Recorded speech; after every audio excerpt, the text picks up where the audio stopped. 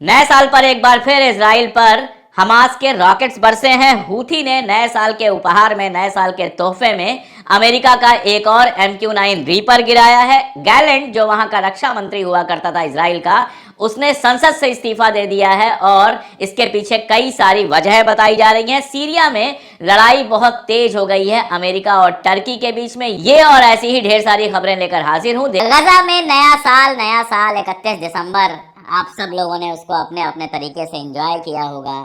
किसी ने पार्टी की होगी, कोई दोस्तों के साथ घूमने गया होगा, कोई कुछ नहीं कर रहा होगा तो अपने बच्चों और अपने परिवार के साथ आराम से रजाई ओढ़कर सो रहा होगा। लेकिन गजा में क्या चल रहा था वो आप जानते हैं।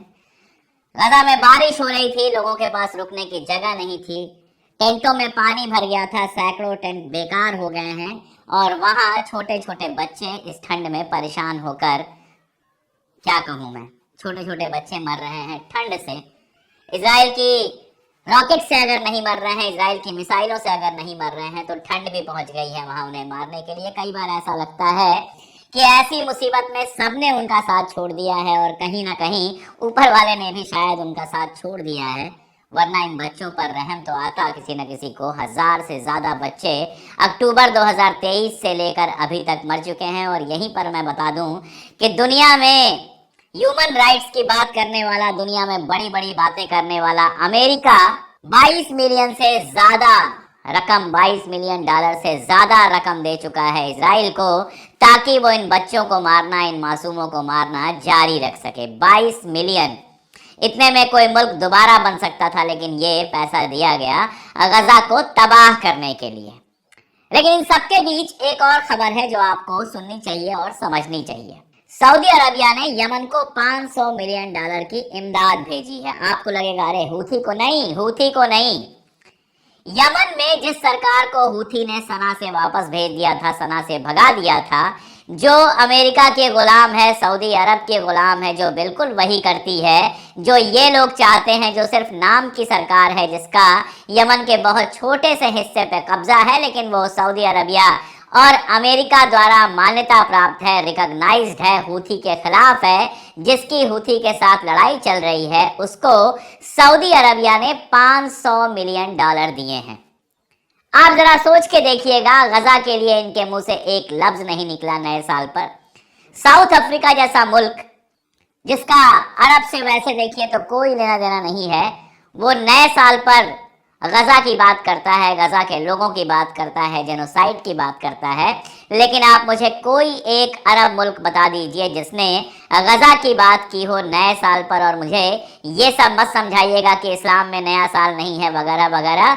आपको बता दूं कि UAE में बाकायदा छुट्टी दी गई है 1 जनवरी की। जो सरकारी कर्मचारी हैं उनको 1 जनवरी की छुट्टी दी गई है। और इसके अलावा भी कतर हो, सऊदी अरबिया हो या कोई भी मुल्क हो, नया साल वहाँ बहुत धूमधाम से मनाया गया है। और इस धूमधाम में उन्हें बिल्कुल याद नहीं आई कि गजा में उनके अपने भाई, उनके अपने खून किस हालत में, किन हालात में जी रहे हैं। तो ये गजा का नया साल है और ये गजा के पड़ोसियों अरब मुल्कों का नया साल है। आप समझ सकते हैं कि मैं क्या कहना चाह रहा हूँ। मैं बहुत डिटेल में ना जाऊँ तो ही बेहतर।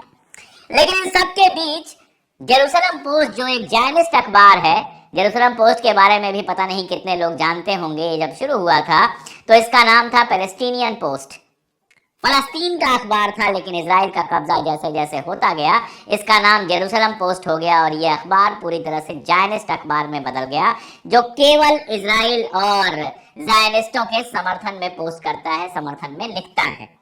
इस अखबार की एक रिपोर्ट है कि हमास गजा के कई इलाकों में, ज्यादातर इलाकों में कमबैक कर रहा है। और इसका कहना है कि हमास की जो संख्या है, हमास की जो आर्मी की संख्या है, वो इस समय 20 से 25 हजार के बीच है।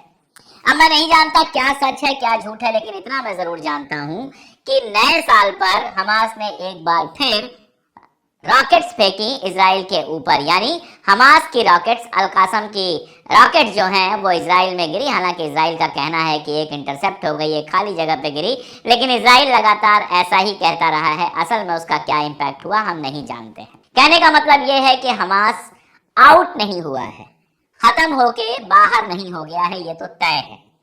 और यही वजह है कि नेतन्याहू इस जिद में है कि वहां लड़ाई नहीं रुकेगी। जब सीज फायर की बात चल रही थी तब भी वो ये कह रहा था कि हम सीज फायर के बाद भी जंग जारी रखेंगे। और अब जब वो हॉस्पिटल से निकल के बाहर आने वाला है, बीच में हॉस्पिटल से सीधे निसट गया क्योंकि वहां पर एक अलग तरह का संकट चल रहा था, बजट पास नहीं होता शायद, इसलिए वो गया वहां पे, बजट पास हो गया, फिर से हॉस्पिटल में आ गया। वो जल्दी ही हॉस्पिटल से बाहर आने वाला है और खबर ये आ रही है कि जो भी सीज फायर की होस्टेज डील की बात चल रही थी वो पूरी तरह से रुक गई है, इम्पासे आ गया है, यानी कि फिलहाल बातचीत नहीं हो रही है। लेकिन पिछले 10 दिनों से मैं लगातार ये बात कह रहा हूं कि वहां पर सीज फायर की कोई उम्मीद नहीं है और वही खबर अब कंफर्म हो रही है कि सीज फायर की बातचीत भी बंद हो गई है। इसके बाद देखिए, ट्रंप धमकी देते हैं कि अगर होस्टेजेस को रिहा नहीं किया तो हम ये कर देंगे, वो कर देंगे, बुरा अंजाम भुगतना पड़ेगा।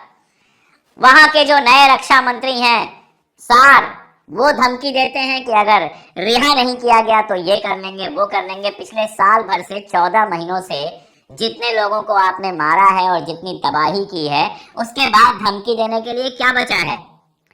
अगर अल-कासम को, अगर हमास को डर के मारे आपको सौंपने होते अगवा किए हुए लोग, तो अभी तक सौंप चुका होता। आपने 22 मिलियन डॉलर की रकम केवल अमेरिका ने इजराइल को दी, इसके अलावा बर्तानिया ने, कनाडा ने और बाकी मुल्कों ने जो दी है वो छोड़ दीजिए। इतने सारे लोगों को मारा गया, 1000 से ज्यादा बच्चों को मारा गया, 150 से ज्यादा सहाफियों को मारा गया। ये सारा कुछ आप कर रहे हैं, शहर के शहर आपने तबाह कर दिए। उसके बावजूद अगर उन्होंने अगवा किए हुए लोग वापस नहीं किए तो बहुत सीधी सी बात है कि आपकी धमकियों का कोई खास असर नहीं पड़ने वाला, चीजें ऐसे ही चलती रहेंगी। और अगर कभी हमास ऐसी पोजीशन में आया कि उसको लगा कि अब उसके पास कोई और रास्ता नहीं है, तो इन अगवा किए हुए लोगों के जान की कोई गारंटी नहीं ले सकता है। मतलब बहुत साफ है कि चाहे वो ट्रंप हो, चाहे नेतन्याहू हो, चाहे उनके आसपास के लोग हों, किसी को इस बात की चिंता नहीं है कि अगवा किए हुए लोग वापस आएंगे या नहीं। उनकी जान की चिंता किसी को नहीं है। ये सारे के सारे सिर्फ एक ही चीज चाहते हैं कि कैसे भी गजा पर पूरा कब्जा हो जाए, वहां का तेल, वहां का गैस लूट सके, वहां समंदर किनारे रिजॉर्ट बना के पैसे कमा सके। अभी तो हालत ये है कि इजराइल के अंदर टूरिज्म जीरो पे लगभग पहुंच गया है। जेरूसलम में जब क्रिसमस होता था तो दुनिया भर से लाखों लोग पहुंचते थे। पिछले 2 सालों से हालत यह है कि होटल खाली पड़े हुए हैं और बहुत लो लेवल पे, बहुत हल्के लेवल पर वहां पर क्रिसमस मनाया जा रहा है, जिसमें गजा के लोगों की बात की जा रही है। तो इन धमकियों का तो कोई असर नहीं पड़ना है, ये सब जानते हैं। और ये समझने के लिए और आसान हो जाएगा जब आप ये देखेंगे कि लगातार अमेरिका और इंग्लैंड की बमबारी के बावजूद एक तो कोई तीसरा मुल्क तैयार नहीं हुआ हूथी के खिलाफ बमबारी के लिए। अमेरिका है उधर, इंग्लैंड है और इधर सऊदी अरबिया है जो उनको मदद कर रहा है। इनकी सारे लोगों की बमबारी और सारी हरकतों के बावजूद हूथी हार मानने को तैयार नहीं है। लगातार वहां से अटैक हो रहे हैं। अभी कल उसने दावा किया कि 14वां रीपर, 14 जो रीपर है, इसके पहले 13 रीपर वो गिरा चुका है।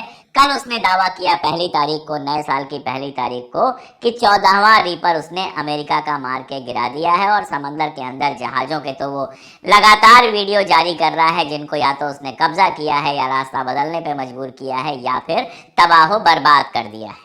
अब हालत यह है कि इजराइल का अखबार जेरूसलम पोस्ट, जिसकी मैं बात कर रहा था, टाइम्स ऑफ इजराइल में भी इस तरह की पहले खबर आई थी। आज जेरूसलम पोस्ट में यह खबर है कि हूथी को अगर कंट्रोल करना है तो फिर सऊदी अरबिया को पहल करनी पड़ेगी। ईरान के खिलाफ सऊदी अरबिया को एक मोर्चा बनाना पड़ेगा और ये मोर्चा हूथी को कंट्रोल कर सकता है। मतलब जिन्हें खड़ा होकर ये कहना चाहिए था कि बहुत हुआ, गजा में बमबारी अब रोको, जो कल तक कह रहे थे कि फलस्तीन को आजाद मुल्क घोषित करना होगा, अब देखिए क्या कर रहे हैं। अब पीछे से ये दिखाई दे रहा है कि जो ताकतें गजा की मदद कर रही हैं उनके खिलाफ वो खड़े हैं, चाहे ईरान हो, चाहे हूथी हो और या चाहे हिजबुल्लाह हो।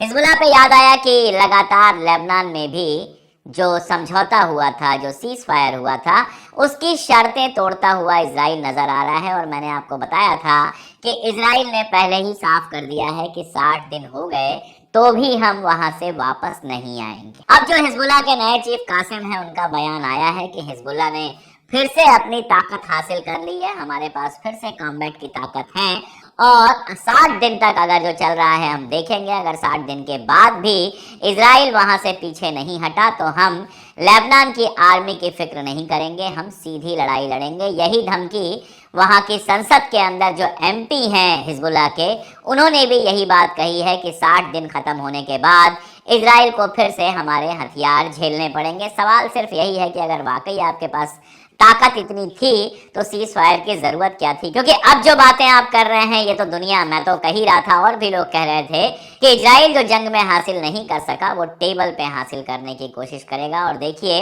हालात ये हैं कि जंग में वो एक गांव तक नहीं पहुंच पाया था और अब वो उन जगहों पर पहुंचने की पूरी कोशिश कर रहा है और ये भी कह रहा है कि हम 60 दिन पूरा होने के बाद नहीं हटेंगे। उसके पीछे जो ताकत है वो ट्रंप की है, जानता है वो कि ट्रंप सत्ता में आएगा तो पूरी तरह से उसकी मदद करेगा। उसी ताकत पर वो कह रहा है कि 60 दिन के बाद पीछे नहीं हटेगा। ऐसे में अगर हिजबुल्लाह वाकई जंग शुरू करता है, यानी समझिए कि जो एक जंग रुकी थी वो दोबारा से शुरू हो जाएगी। थोड़ा सीरिया के हालात पे बात कर ले। सीरिया से खबर दो है। पहली तो ये है कि वहां पर एक्स्ट्रा जुडिशियल किलिंग यानी कि गुंडागर्दी, हत्या और माइनॉरिटीज के साथ अत्याचार बढ़ गया है।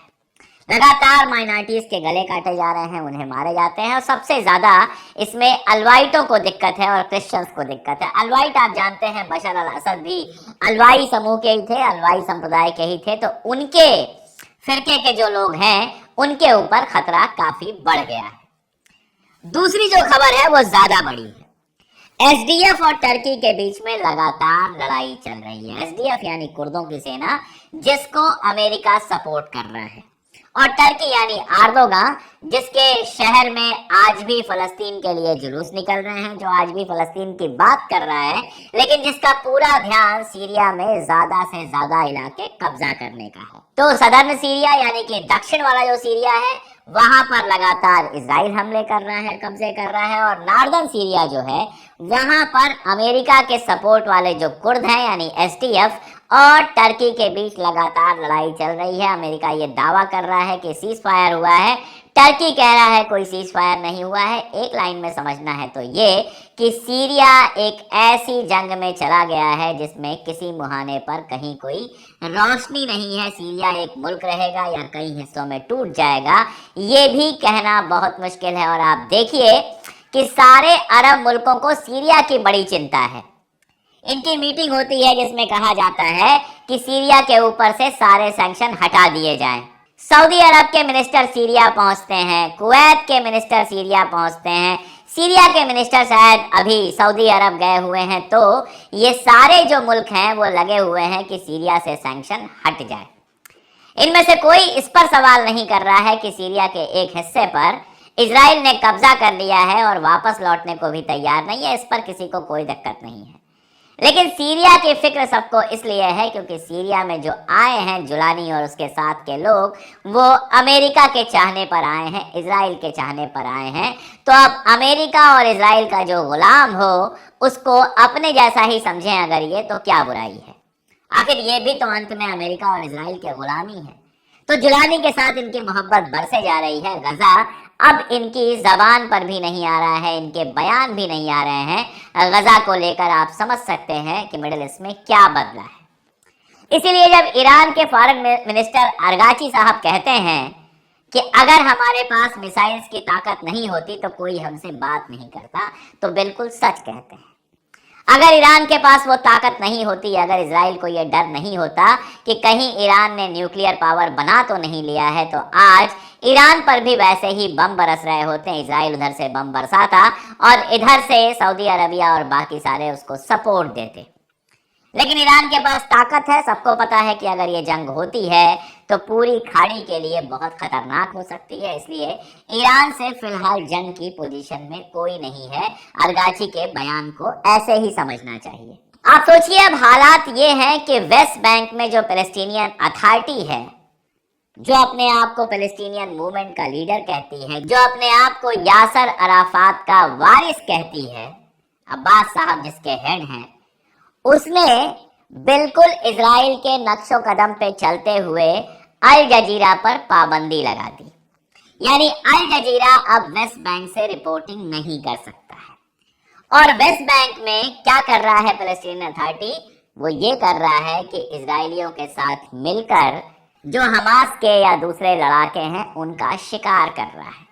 और ये सब कर क्यों रहा है? ये सब किसी भी तरह से ट्रंप को खुश करने के लिए कर रहा है, ताकि अमेरिका और इजराइल से जो भीख आती है वो मिलती रहे और उस भीख पर उनकी अय्याशी चलती रहे, फलस्तीन का नाम लेते रहें लेकिन गजा की लड़ाई लड़ने की हिम्मत न कर सकें। इस तरह से तोड़ा गया है, बांटा गया है, इस तरह से लालच देकर अरबों को गुलाम बना लिया गया है। यहाँ पर बहुत सारे लोग उम्मत की बात करते हैं, बहुत सारे लोग कहते हैं हिंदुस्तान में कुछ होगा तो फला मदद करने आएगा, फला मदद करने आएगा। भूल जाइए, ऐसी कहीं कोई मदद नहीं होने वाली है। अरब मुल्क आपस में लड़ रहे हैं, एक दूसरे की जमीनों पर कब्जा करने में और अमेरिका के सामने सर झुकाने में लगे हुए हैं। तो उधर पाकिस्तान और अफगानिस्तान के बीच भी लगातार तनाव की खबरें आ रही हैं। कब वो जंग में बदल जाए कोई नहीं जानता है।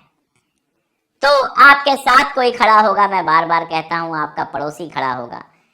आप जिस मुल्क के हैं, अगर आप हिंदुस्तानी हैं तो हिंदुस्तानी आपके साथ खड़ा होगा।